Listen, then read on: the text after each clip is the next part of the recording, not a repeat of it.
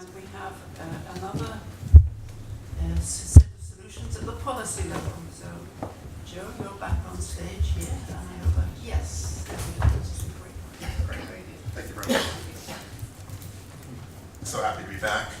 So I'm going to go really practical here and talk about what we've done in the US to try to address bias. I previously disclosed my disclosures.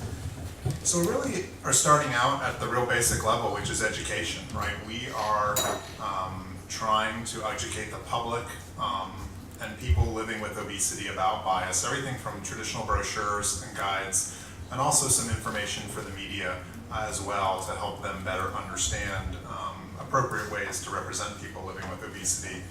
And this really comes from our observation of doing this now for more than a decade, that most people who engage in bias aren't doing it because they're intentionally trying to be cruel.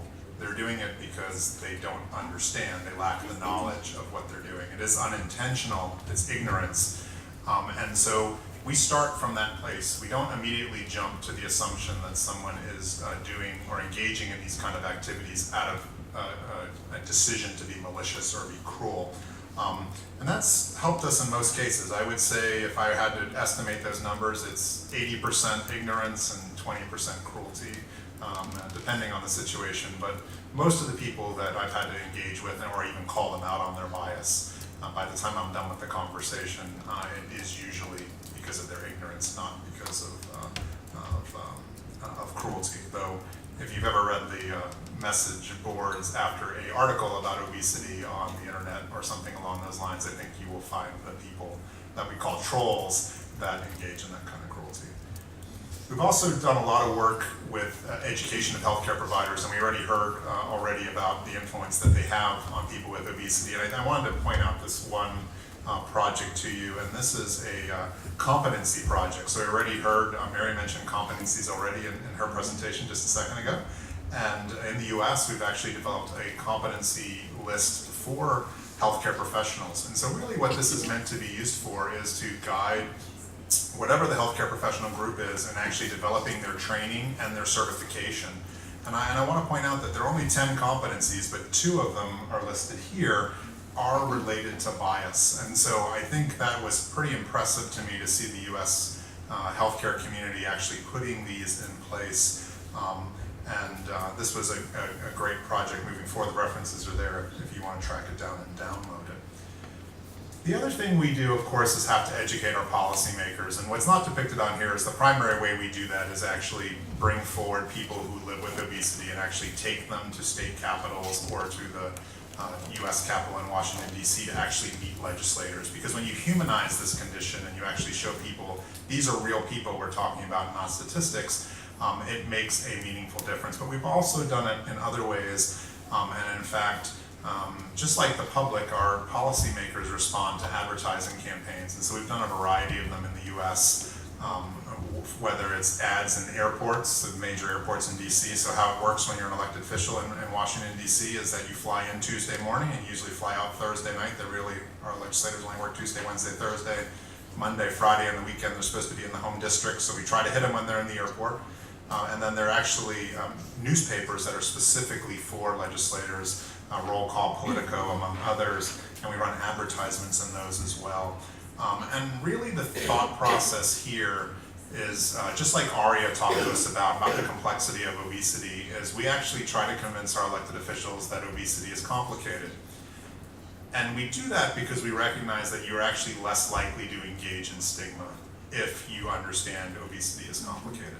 And so it's a starting point. Obviously, we want to go much further with our elected officials, but a good starting point for them is actually to convince them that obesity is complicated, just like obesity stigma is complicated as well.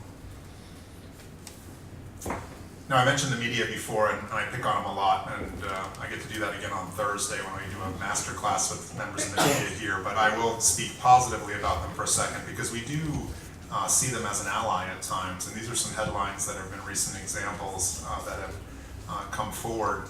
And really this idea that blame and shame are part of the problem is starting to come through in the media.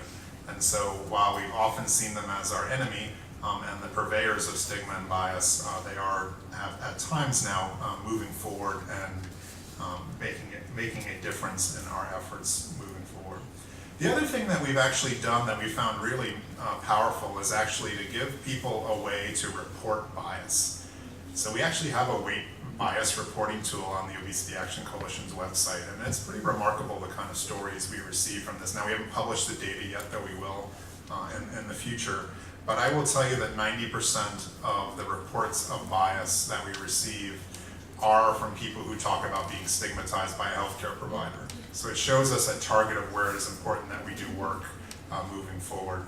And then we have a task force. We actually have a group of volunteers who look at these issues that get reported and actually offer advice to the person who reported them. So maybe they're writing to us about a bad experience with a healthcare provider, or maybe they're writing to us about an advertising campaign they weren't comfortable with, and we would actually then turn around and respond to those issues as an organization.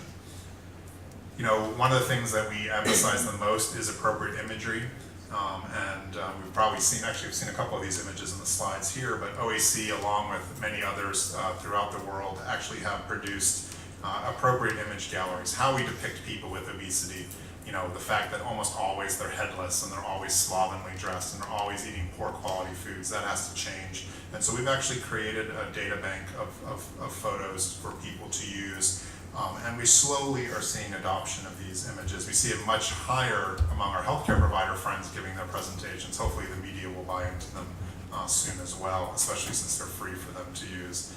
The other thing we've spent a lot of time around is language and trying to convince people to adopt what we call people-first language when it comes to obesity. So you will not hear me, unless I'm quoting someone, use the word obese. Okay, because we don't say someone's cancerous, we say they have cancer, right? So people have obesity, they're not obese. And I think this is important, and I will tell you that in addition to the American Medical Association recognizing obesity as a disease a number of years ago, just 2 years ago, they recognized the fact that people-first language should be used for obesity. It's kind of sad they had to do a separate resolution for that, because their existing resolution said that all diseases should be referred to in a people-first way, or a person-first way, but they did, and at least in our mind, a little bit of progress. And since he's here today, we'll quote Ted right here, and he said it so very well. Obese is an identity, obesity is a disease. By addressing the disease separately from the person and doing so consistently, we can pursue this disease while fully respecting the people affected. And that's an important quote, and thanks, Ted, for sharing that.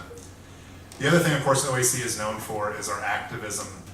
And so I just want to talk to you a little bit about what we've done activism-wise, and these are some of the issues we've taken on. Yes, those are all real things. There are Facebook pages that talk about fat kids being easier to kidnap and things along those lines. The reality is what's out there is pretty horrible. I will tell you that from our perspective, activism is the #1 issue among OAC members.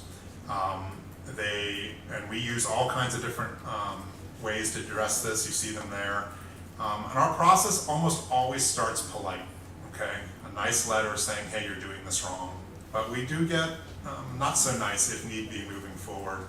And we've used this technique pretty successfully. I will tell you one thing to keep in mind, that not everyone thinks of bias the same way. So what I consider bias, you may not, and vice versa. And that definition has been a challenge for one of our working committees who works on this, to actually say, is this bias or is it not bias? It's not always 100% black and white.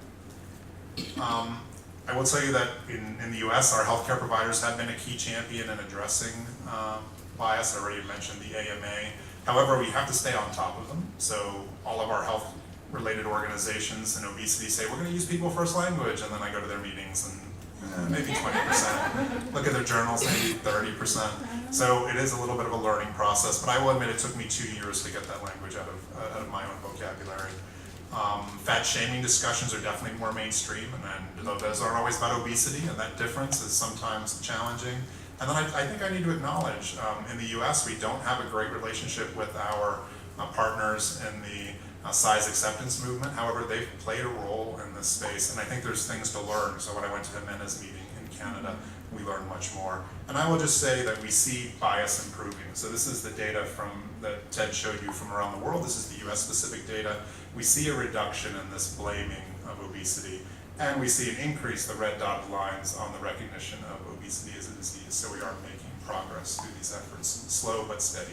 Thank you very much.